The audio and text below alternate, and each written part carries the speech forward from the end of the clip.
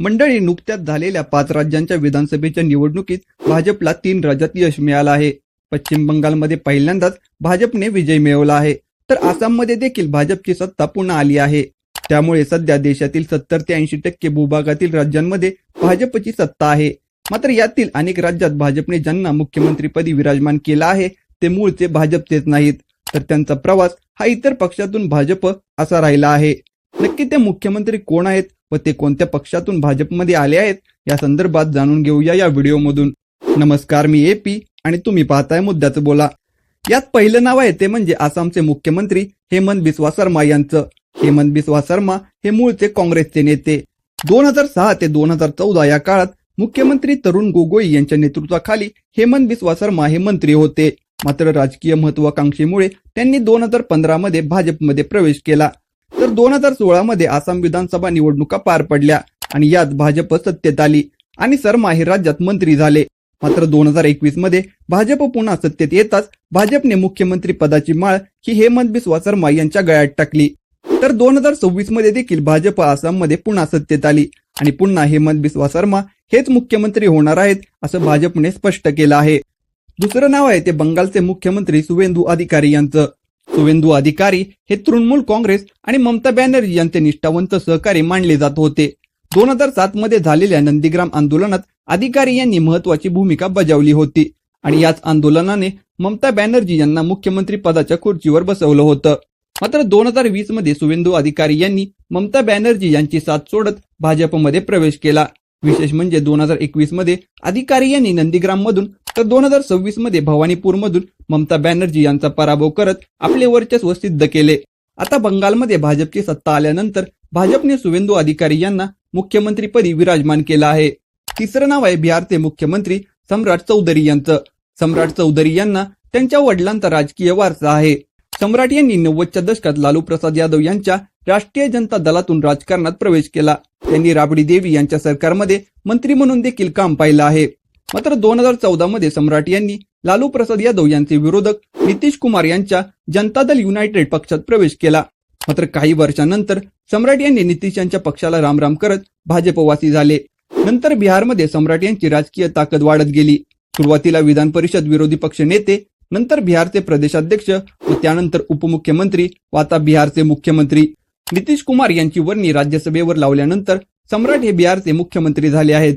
पुढचं नाव आहे ते अरुणाचल प्रदेशचे मुख्यमंत्री पेमा खांडू यांचं. पेमा खांडू यांना त्यांच्या वडिलांचा राजकीय वारसा आहे. मात्र वडिलांच्या अपघाती निधनानंतर ते राजकारणात सक्रिय झाले. पुढे जाऊन 2016 मध्ये पेमा खांडू हे अरुणाचल प्रदेशचे मुख्यमंत्री झाले. मात्र डिसेंबर 2016 मध्येच पाठिंबा असलेल्या सर्व आमदारांना घेऊन पेमा खांडू हे भाजपवासी झाले आणि भाजपने देखील त्यांना मुख्यमंत्री केलं. सध्या पेमा खांडू हेच अरुणाचल प्रदेशचे मुख्यमंत्री आहेत. 5वं आणि 6वं नाव आहे मणिपूरचे एन बिरेन सिंग आणि युमनाम खेमचंद्र सिंह यांचं. गेल्या अनेक वर्षापासून हिंसेमुळे चर्चेत असलेल्या मणिपूरमध्येही भाजपने दुसऱ्या पक्षातून आलेल्या नेत्याला मुख्यमंत्री केलं आहे. 2017 मध्ये पहिल्यांदा मणिपूरमध्ये भाजपचं सरकार आलं.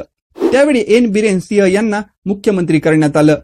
एन बिरेन सिंह यांनी डेमोक्रॅटिक रिव्होल्युशन पीपल पार्टीतून राजकारणाला सुरुवात केली. त्यानंतर पुढे जाऊन ते आमदार झाले. पुढे त्यांनी काँग्रेसमध्ये प्रवेश केला. काँग्रेस सरकार असताना ते मंत्री देखील राहिले होते. पण 2016 मध्ये त्यांनी काँग्रेस सोडली. तर 2017 मध्ये भाजप सत्तेत आल्यानंतर एन बिरेन सिंह हे मुख्यमंत्री झाले. 2022 मध्ये पुन्हा भाजपने सत्ता राखली आणि बिरेन सिंह हे मुख्यमंत्रीपदी कायम राहिले. 2025 मध्ये झालेल्या हिंसाचारामुळे त्यांना मुख्यमंत्री पद सोडावं लागलं. तर मणिपूरमध्येच भाजपने युमनाम खेमचंद्र सिंह यांना देखील मुख्यमंत्री केलं आहे आणि तेही मूळचे भाजपचे नाहीत. युमनाम खेमचंद्र सिंह यांनी देखील 2002 मध्ये बिरेन सिंग यांच्यासोबत डेमोक्रॅटिक रिव्होल्युशन पीपल्स पार्टीमधून राजकारणाला सुरुवात केली. 2021 मध्ये ते भाजपमध्ये सामील झाले आणि 2025 मध्ये भाजपने देखील त्यांना मुख्यमंत्री बनवलं. 8वं नाव आहे ते माणिक सहा यांचं. त्रिपुरामध्ये भाजपने काँग्रेसमधून आलेले माणिक सहा यांना मुख्यमंत्री केलं. 2016 मध्ये काँग्रेसमधून ते भाजपमध्ये आले. त्याआधी प्रदेशाध्यक्ष आणि 2002 मध्ये ते मुख्यमंत्री बनले. तर 2023 मध्ये पुन्हा पक्षाने त्यांना दुसऱ्यांदा मुख्यमंत्री बनवलं. 9वं नाव आहे कर्नाटकचे माजी मुख्यमंत्री बसवराव बोम्मई यांचं. दक्षिण भारताचा विचार केला तर भाजपला आतापर्यंत कर्नाटकमध्येच सरकार स्थापन करता आलेलं आहे. कर्नाटकमध्ये येडियुरप्पा हे भाजपचा चेहरा राहिले. पण 2021 मध्ये भाजपने त्यांना बाजूला करून बसवराज बोम्मई यांना मुख्यमंत्री केलं. बोम्मई हे मूळचे भाजपचे नाहीत. बोम्मई यांनी जनता दलातून आपल्या राजकारणाला सुरुवात केली. त्यानंतर ते भाजपमध्ये सामील झाले. येडियुरप्पा यांच्या सरकारमध्ये ते मंत्री देखील होते.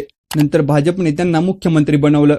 तर आसाममध्ये देखील दुसऱ्या पक्षातून येत थेट मुख्यमंत्री झालेले दुसरे नेते आहेत सर्बानंद सोनोवाल.